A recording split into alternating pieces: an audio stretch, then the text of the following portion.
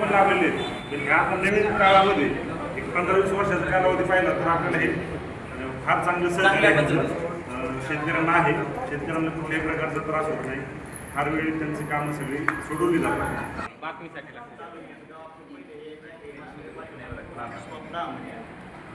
आपल्या मांडवून फराटा या गावामध्ये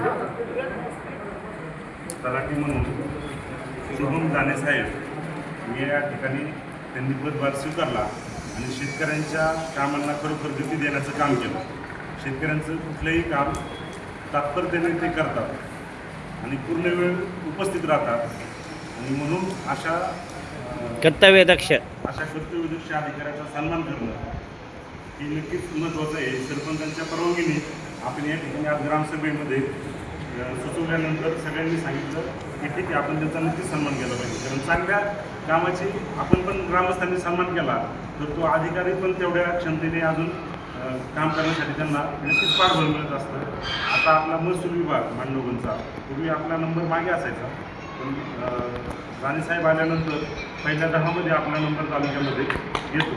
त्याबद्दल मी आपल्या ग्रामस्थांच्या वतीने त्यांचं आभार मानतो आणि त्यांचा सन्मान करण्यासाठी रामादादा फराट चितोळे असतील, त्यानंतर तात्या असतील, आबा तुम्ही असतील, अशा सर्वांनीच यावं. आप्पा तुम्ही का सरपंच या सर्वांनी त्यांचा सन्मान करावा. अण्णा या अण्णा या अण्णा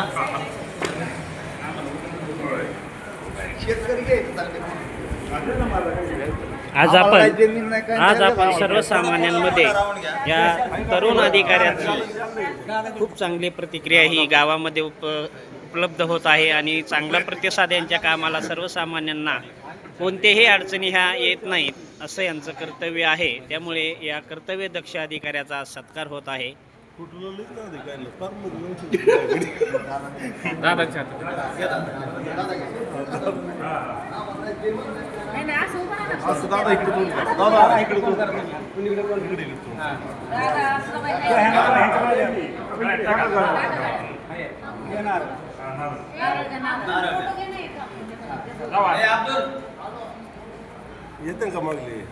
मांडवगण फराटा हा सज्ज मिळाल्याबद्दल आपण काय सांगू शकताय?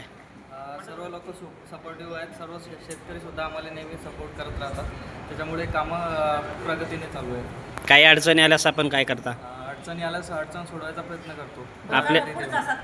आपल्याबद्दल सर्वसामान्यांमध्ये खूप चांगल्या प्रतिक्रिया आहेत. सर्वसामान्यांना आत्तापर्यंत जी सेवा मिळाली आपल्याकडनं त्याबद्दल सर्वत्र कौतुक होत आहे. आपलं अभिनंदनही होत आहे.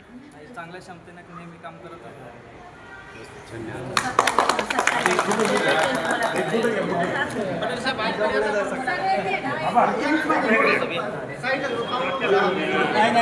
पुढचा पकरा ना.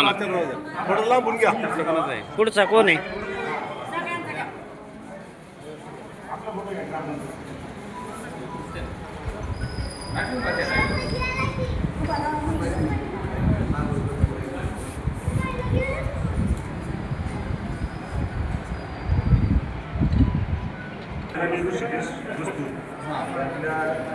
ग्रामपंचायत सदस्य होऊ शकतात.